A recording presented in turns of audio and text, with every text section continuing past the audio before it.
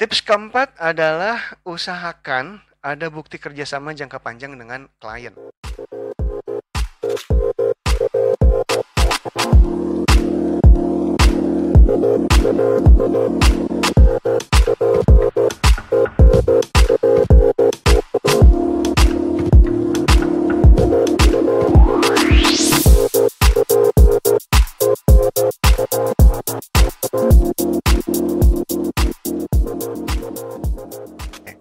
Assalamualaikum warahmatullahi wabarakatuh. Bismillahirrahmanirrahim. Semoga episode ini memberi manfaat kepada siapa saja yang menyaksikannya.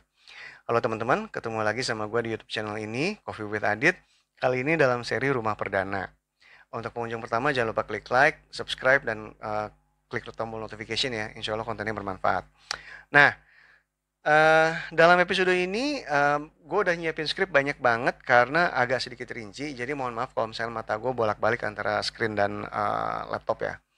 Oke, dalam episode ini gue akan menjawab request seorang follower di Instagram. Dia nanya ini, gimana cara cicil rumah pakai KPR di mana kita nggak punya slip gaji. Nah, gue berasumsi bahwa lu nggak punya slip gaji karena lu freelance ya. Jadi episode ini adalah tips agar teman-teman yang mengambil jalur karir freelance bisa ambil KPR. Oke.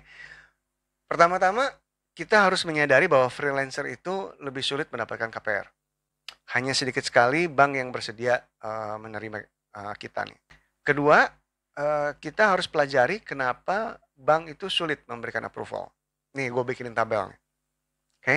Pertama, di sebelah kiri adalah pegawai. Oke. Nah, perihalnya adalah surat keterangan kerja dari kantor. Kenapa sih bank minta ini? Nah, bank minta ini, kenapa? Karena ini adalah bukti kepada bank bahwa kita memiliki pekerjaan yang tetap. Dan karenanya, ini adalah bukti bahwa kita akan menerima income yang tetap setiap bulannya. Nah, ini memberikan ketenangan kepada bank. Jadi, oh iya tenang aja, ya, uang dia pasti datang kok setiap bulan. Gitu. Reliable gitu ya. Nah, kemudian perihal kedua yang harus disiapkan adalah slip gaji 3 bulan. Kenapa sih bank butuh ini? Jadi ini adalah penguatan bukti pertama bahwa oh iya dia benar-benar digaji oleh si perusahaan itu dan ini bukti bahwa kita menerima sekian X per bulan gitu.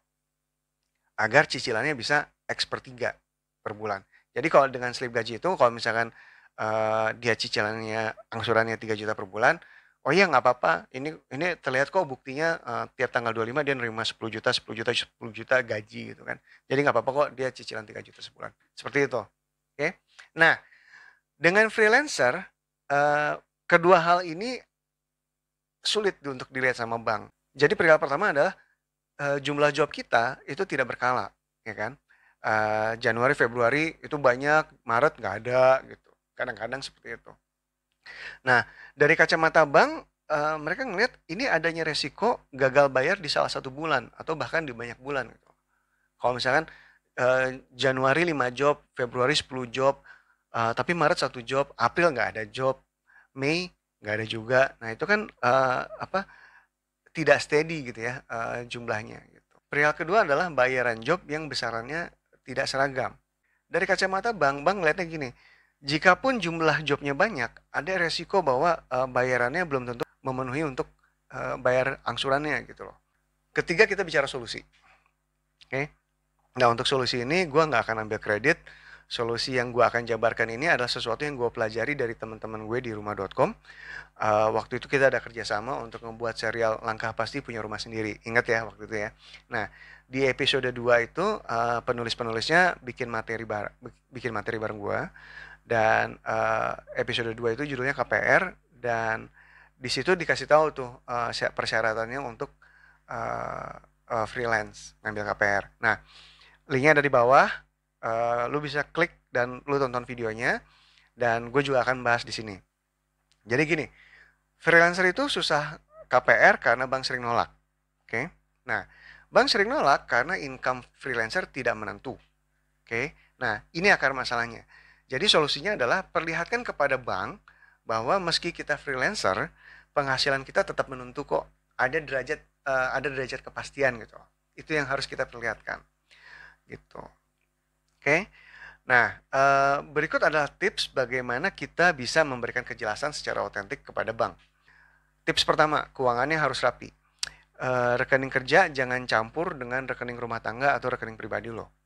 Jadi kalau lo harus punya 2 rekening minimal. Jadi rekening untuk job-job lo dan rekening untuk pribadi lo. Kenapa? Karena agar bank dapat melihat transaksinya dan melihat dengan jelas bahwa ada banyak income yang masuk, dan itu penting. Kejelasan itu penting bagi bank. Oke. Tips kedua, jumlah income yang masuk itu usahakan selalu besar. Teman-teman dari rumah.com menyarankan bahwa kalau bisa itu job itu banyak dan rutin. Dan jika tiap bulan dijumlahkan, itu paling tidak lu dapat kayak 7 juta per bulan gitu loh. Nah, angka 7 juta ini gue sendiri nggak tahu ya dari mana dapatnya. Tapi bayangin lu jadi bank atau jadi peminjam uang deh. Dan lu lihat buku tabungan lu sendiri. Kadang-kadang masuk bulan April masuk 7 juta, bulan Mei masuk 5 juta, bulan Juni masuk 2 juta. Ya, itu kan tidak memberikan kepastian gitu ya kepada bank gitu. Ya, ngerti ya? Nah, tips ketiga, harus selalu ada saldo yang mengendap dan jumlahnya besar. Jadi gini, rekening kerja lu itu kan uang masuk dari job. Kemudian pengeluarannya ke rekening pribadi atau ke rekening istri gitu ya buat rumah tangga. Nah, ada yang masuk, ada yang keluar, dan ada yang mengendap, ya kan? Nah, usahakan saldo yang mengendap di rekening lu ini tiap bulan selalu tinggi. Misalnya lu punya saldo yang mengendap tiap bulan, lu usahakan 40 juta misalkan. Nah, jika bank melihat bahwa, wah tiap bulan lu saldonya tuh pasti nggak kurang dari 40 juta nih. Januari ada in, ada out, tapi mengendap 40 juta. Februari in, out, 40 juta, saldo mengendap 40 juta. Maret begitu lagi, April begitu lagi gitu kan. Nah, ini memberikan bank kepastian dan kenyamanan bahwa, oh lu punya saldo mengendap yang banyak gitu loh. Jadi kalau misalkan lu sampai gagal bayar, kalau misalkan sampai amit-amit dalam 1 bulan itu lu nggak ada job gitu ya, minimal ada saldo yang mengendap yang cukup untuk membayar angsuran lu untuk sementara gitu. Tips keempat adalah usahakan ada bukti kerjasama jangka panjang dengan klien. Kalau bisa lebih banyak klien lebih baik. Misalnya lu adalah ilustrator freelance gitu ya. Lu punya kontrak kerja tiap bulan sama majalah A dan perusahaan B gitu selama beberapa tahun. Nah, lampirkan itu. Gunanya apa? Bank jadi bisa ngelihat bahwa lu punya semacam pemasukan tetap gitu. Lebih banyak klien lebih baik. Lu print surat-surat perjanjiannya dan lu bikin satu lembar di mana ada rangkumannya gitu loh. Dan di dalam rangkuman itu ada perusahaan A bulanan sekian, perusahaan B bulanan sekian, perusahaan C bulanan sekian. Yang mana kalau misalkan dijumlah misalkan itu 26 juta per bulan gitu. Jadi si bank akan bisa ngeliat, oh lu punya kontrak perjanjian jangka panjang yang jumlahnya 26 juta per bulan selama 2 tahun gitu. Nah, ini memberikan derajat kepastian kepada bank. Tips kelima, dalam kondisi apapun, semepet apapun, usahakan hindari pinjaman non-bank ya. Kenapa? Karena bunganya lebih besar daripada bank konvensional. Apalagi jika mereka tidak terdaftar di OJK, itu lebih bahaya lagi. Keempat tips ini akan memperbaiki visibility bank dalam melihat keuangan lo, dan itu penting. Lo juga jadi lebih transparan dan lo juga dapat memperlihatkan sebuah derajat sustainability gitu, bahwa ya gue sustainable kok income gue gitu, terus-terusan gitu. Nah, itu yang bank ingin lihat, dan dengan itu bisa jadi kemungkinan lo di approve KPR-nya jadi lebih tinggi ketimbang lo tidak menyiapkan semua ini. Segitu dulu tips dari gue, semoga ngebantu. Tetap semangat ya teman-teman freelancer, nggak apa-apa kok, ini emang jalan hidup aja gitu. Jangan lupa klik like, subscribe, dan klik tombol notification.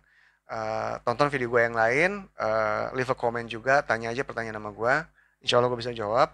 Sampai ketemu di episode berikutnya. Assalamualaikum warahmatullahi wabarakatuh.